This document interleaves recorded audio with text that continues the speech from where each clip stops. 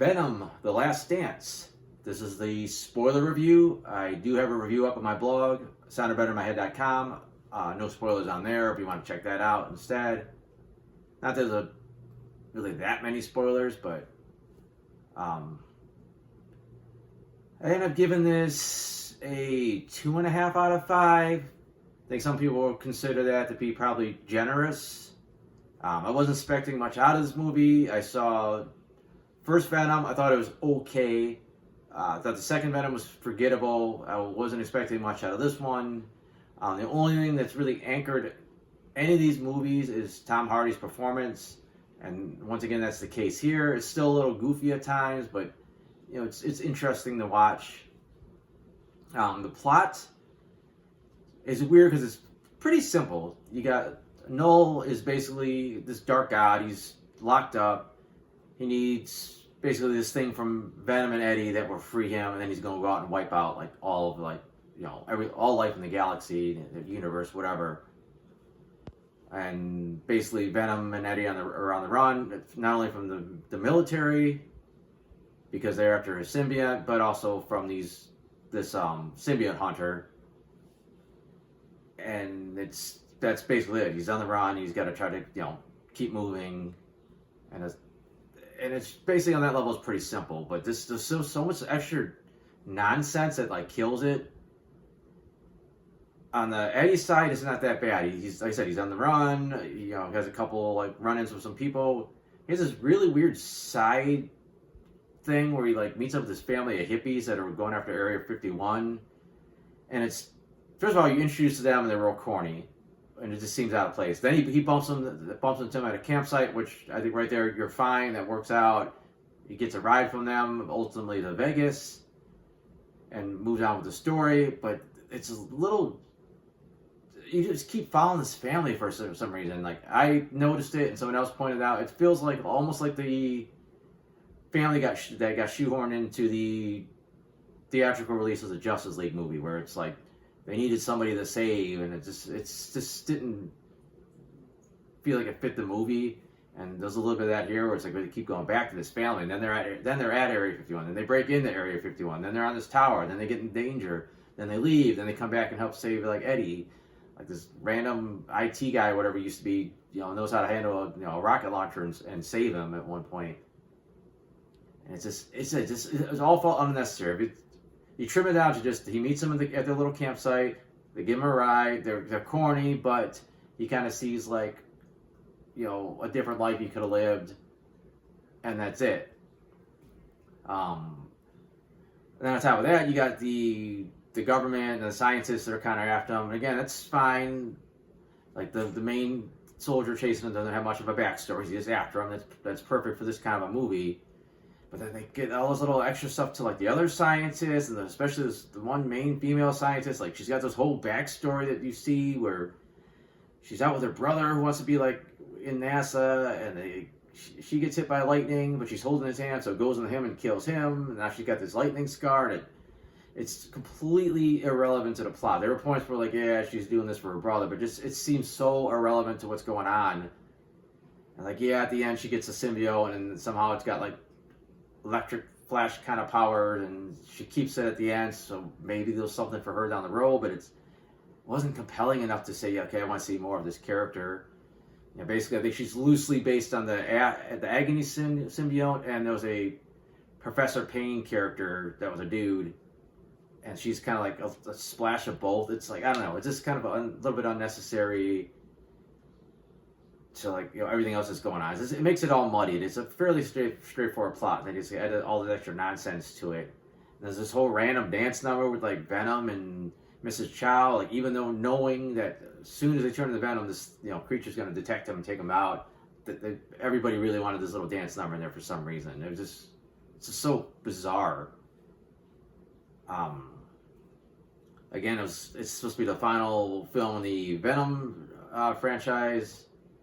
They were pretty heavily teasing that one or both of them was going to die. One or both of them was going to die. Ultimately, ended up being apparently Venom supposedly was killed. Although we thought Venom died, I think in the first film, and it turns out he was all right. There's still little there's still a little piece of Venom out there, but that shouldn't be Venom anymore. That should be like a new symbiote.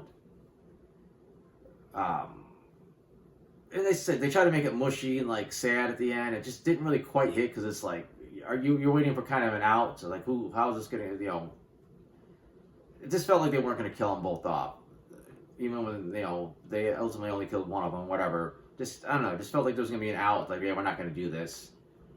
And then they tried to do this sappy thing in the end where like Eddie's walking and thinking back about Venom, and they're playing this like song, and they're showing flashbacks from Venom 1 and 2 and 3, which is like basically shit that just happened. It kind of felt a little bit like what they just did at the end of,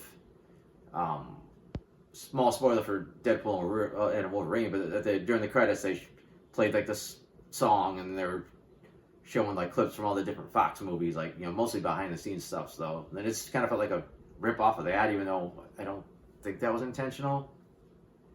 I know we were warned ahead of time that Null would have a very small role in the film, and they're saving him for later. So I think some people did go in expecting Null to do something cool, and he doesn't. And it's more like Thanos in like Guardians of the Galaxy, where he's kind of there, but he's not ready to, do his thing yet. Which, with Venom basically ending here, I don't know what he's going to do. Or he's going to somehow move in another Spider-Man verse. I don't know what they're going to do with them. They might never do anything with them. A lot of their stuff just doesn't seem to pay off. Even like Venom 2's ending doesn't pay off, the post-credit, which that was a mess.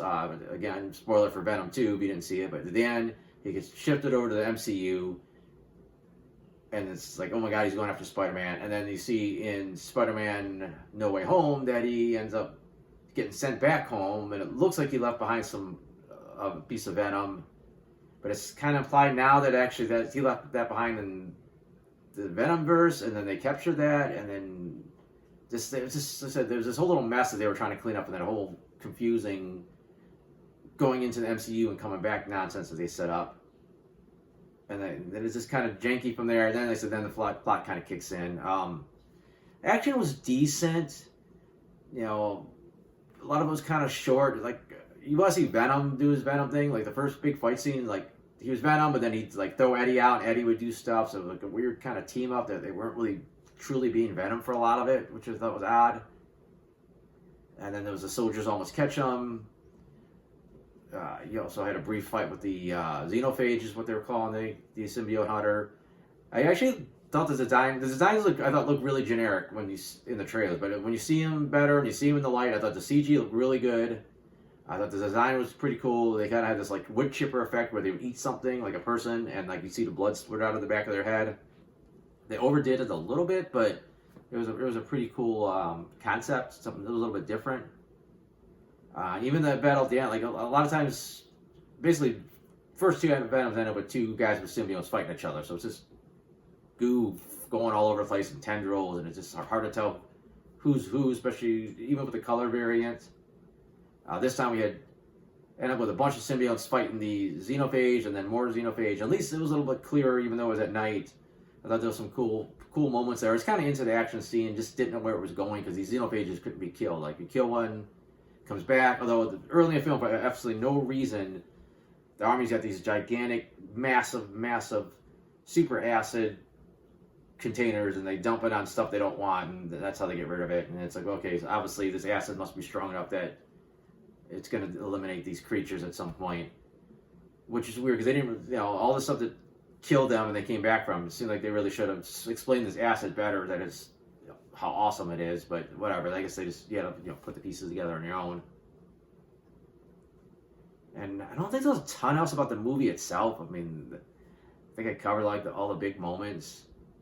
And then the post-credit, mid-credit. The mid-credit's weird because like Null needs basically this thing in Venom, this Codex, to get out. So it's a big deal that the only way to stop him is like one of them's got to die, and they do. So it's okay, he's screwed. But then he's like kind of like, your champion has fallen. Now like I'm gonna get my revenge. And like, okay, like your only way out is gone. Like, are we missing something? Was that part of the plan? It was like really vague. And then the post credit, I really was confused on. It's like, first of all, I forgot that they kidnapped the bartender at the beginning. So when I saw him, I thought we were back in Mexico. It took a while to remember, like, oh yeah, the government took him for some reason. And he shows up. That's the ruins of Area 51, apparently. And at the very end, there's like a broken, glass container. It looks like the one that had the agony symbiote in it. And then a cockroach walks up to it, and then it just stops. Like, that's it. I don't know what that was supposed to mean. It's like the cockroach gonna get powers. Is that something else going on? Like, I thought somebody else thought it was the vial that had the little piece of venom in it, but I think it did have a little electricity, so it wasn't. So it would have made more sense if the little piece of venom was there and that was getting out somehow. Maybe first with the roach, but it was just so vague. And the fact that I said there's not supposed to be, it's not supposed to be another Venom movie, and all the other movies take place in different realities. Madam Web's in its own reality. The Tom Hardy stuff is in, or the Tom Holland stuff is in the MCU. Morbius is his own reality. Craven's probably in its own reality. It hasn't come out yet, but we'll see what they do with it. So I don't. It was just kind of a waste with these post-credit scenes at this point. I mean, maybe they had something up their sleeve, but they wasted our time before, post-credit scenes. And that's probably about it. I don't want to go on and on for this movie. Like I said, I just didn't expect much. I never cared for the Venom movies in general. I didn't care for the concept of making them like a Venom anti-hero. And I don't like the concept. Stupid to have Venom without Spider-Man. Just, it was purely chugging along on Tom Hardy's performance. It's the only thing that saved these movies. And it's like, if you were entertained by that aspect of the previous film, you might get a kick out of some of this. If you hated that, you're going to hate this film. There's nothing else redeeming about it, really. Some okay action and some decent CG, but that's about it. Like I said earlier, I do have a spoiler-free version of this review up. I got other movie reviews, I got TV reviews, I got my comic strips, and those are all at soundofvenomyhead.com, so if you want to check that out, that's cool. Other than that, thanks for watching.